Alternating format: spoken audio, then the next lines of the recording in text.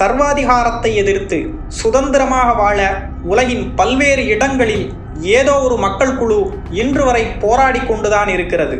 இதில் எத்தனை போராட்டங்கள் வெற்றி பெறும் என்பது நமக்கு தெரியாது.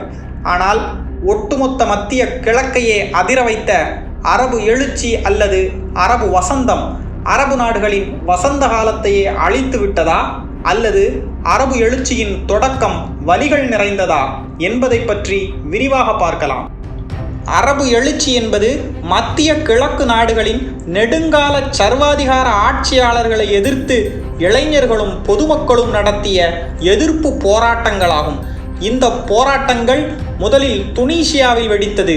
1987ஆம் ஆண்டு பிரதமர் ஆட்சி கவிழ்க்கப்பட்டதைத் தொடர்ந்து ஜைன் அல் அபைதீன் பின் அலி தன்னைத்தானே துனிசியாவின் அதிபராக நியமித்துக் கொண்டார். இவரது ஆட்சியில் மக்கள் அளவில்லாத துன்பங்களை அனுபவித்தனர். அதுவரை அடக்குமுறையை பொறுத்து கொண்டிருந்த மக்களும் அப்பாவி இளைஞர்களின் உயிரிழப்பும் தெருக்களில் இறங்கி போராட வைத்தது. ஆட்சி மாற்றம் வேண்டி மக்கள் தெருக்களில் இறங்கி போராட ஆரம்பித்தனர். இந்த போராட்டம் பெரும் புரட்சியாக வெடித்ததை அடுத்து துனிசிய அதிபர் ஜைன் அல் அபைதீன் நாட்டை விட்டு வெளியேறினார். வடக்கு ஆப்பிரிக்காவின் துனிசிய நாட்டில் 2010ஆம் ஆண்டின் இறுதியில் ஏற்பட்டு 2011ஆம் ஆண்டின் தொடக்கத்தில் உச்சத்தை எட்டிய இந்த மக்கள் புரட்சி மெல்ல மெல்ல மத்திய தரைக்கடல் நாடுகளுக்கும் பரவியது.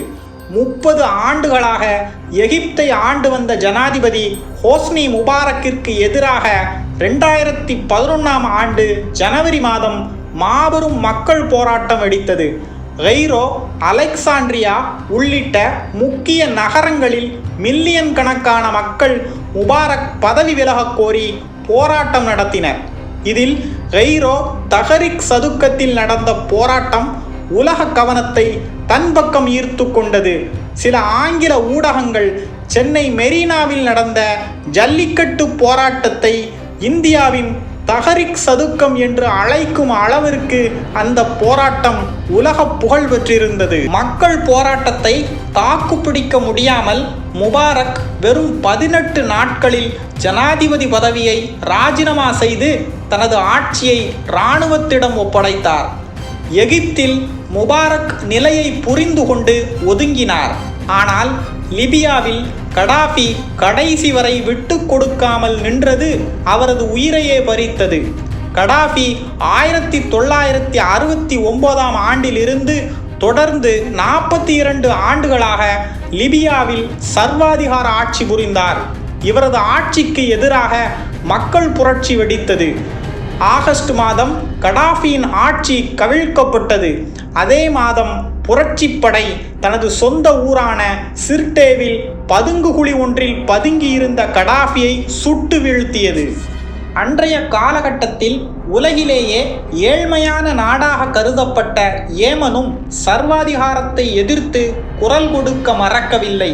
ஏமனில் 33 ஆண்டுகளாக சர்வாதிகாரம் செலுத்தி வந்த ஜனாதிபதி அலி அப்துல்லா சலேவிற்கு எதிராக 2012ஆம் ஆண்டு ஏமன் மக்கள் போராட்டத்தில் இறங்கினர். கிட்டத்தட்ட ஓராண்டுகளாக முழு தீவிரத்துடன் நடந்த மக்கள் புரட்சிக்கு அஞ்சி அப்துல்லா சலே துணைத் தலைவர் அப்துர் ரபுஹ் மன்சூர் ஹாடியிடம் அதிகாரத்தை ஒப்படைத்தார். ஏகாதிபத்திய ஆட்சியாளர்களையே மக்கள் விரட்டி அடித்தது மத்திய கிழக்கில் உள்ள பிற நாடுகளுக்கு எழுச்சியை கொடுத்தது. பஹ்ரைன் மற்றும் சிரியாவில் உள்நாட்டு கிளர்ச்சிகள் வெடித்தன. அல்ஜீரியா, ஈராக் மற்றும் ஜோர்டான் போன்ற பகுதிகளில் பெரும் போராட்டங்கள் வெடித்தன. Kuwait, Morocco, Oman, Sudan, Mauritania, Saudi Arabia, Djibouti, மேற்கு சஹாரா ஆகிய நாடுகளில் ஆட்சியாளர்களுக்கு எதிராக மக்கள் சிறிய அளவிலான போராட்டங்களை நடத்தவாவது முன்வந்தனர். தற்போது சிரியாவில் 14 ஆண்டுகளாக நடந்து வந்த உள்நாட்டு போரை கிளர்ச்சியாளர்கள் வெறும் 14 நாட்களுக்குள் முடிவுக்கு கொண்டு வரவும் அதே அரபு வசந்தம்தான் காரணமாக அமைந்துள்ளதா என்ற கேள்வி எழுந்திருக்கிறது.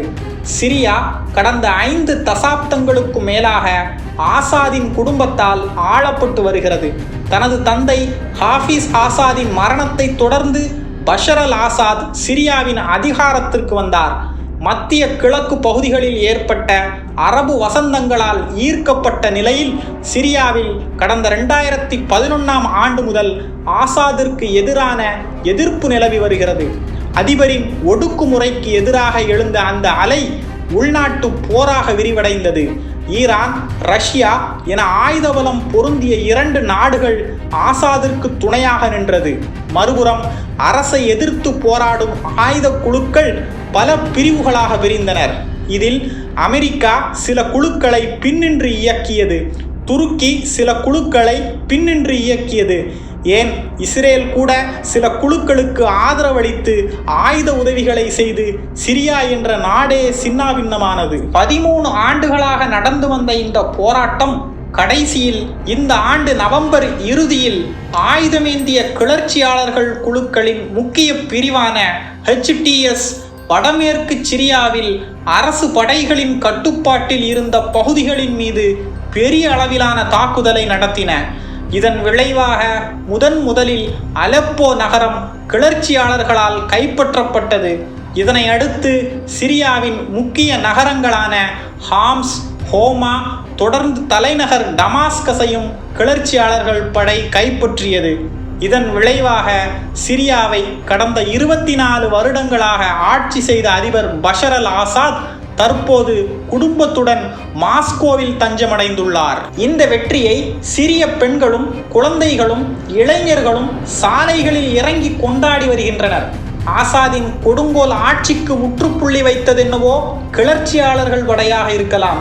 ஆனால் அந்த கொடுங்கோல் ஆட்சிக்கு எதிராக மக்கள் நடத்திய ஜனநாயக போராட்டமே இந்த வெற்றிக்கு தொடக்க புள்ளி என்றால் மாற்று கருத்தில்லை. அதே வேளையில் இந்த போராட்டம் அமெரிக்கா, ரஷ்யா, ஈரான், துருக்கி, இஸ்ரேல், சவுதி அரேபியா என பல்வேறு நாடுகள் சண்டையிடும் பயிற்சி களமாக மாறியது என்பது நிதர்சனமான உண்மை. சிரிய மக்களுக்கு உண்மையிலேயே விடுதலை கிடைத்து விட்டதா? இனி சிரியா எப்படி இருக்கப் போகிறது?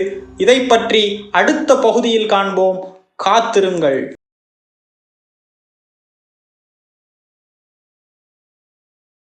அன்பு சொந்தங்களே, அஸ்ஸலாமு அலைக்கும்.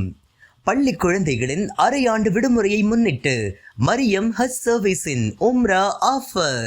பயண நாட்கள் டிசம்பர் 23, 24. விமான டிக்கெட், விசா, உணவு, தங்குமிடம், மக்கா, மதீனா, ஜியாரத், ஜம்ஜம் உட்பட பல வசதிகள். கட்டணம் வெறும் 84,900 ரூபாய் மட்டுமே. இதேபோல ஜனவரி மற்றும் பிப்ரவரி மாத உம்ரா, புனித ரமலானின் முதல் 15 நாட்கள், கடைசி 15 நாட்கள், ரமலான் 1 மாத உம்ரா உள்ளிட்ட பல்வேறு சேவைகள். மேலும் விவரங்களுக்கு மரியம் ஹஜ் சர்வீஸ், செல் 9445357262 and 85239082888.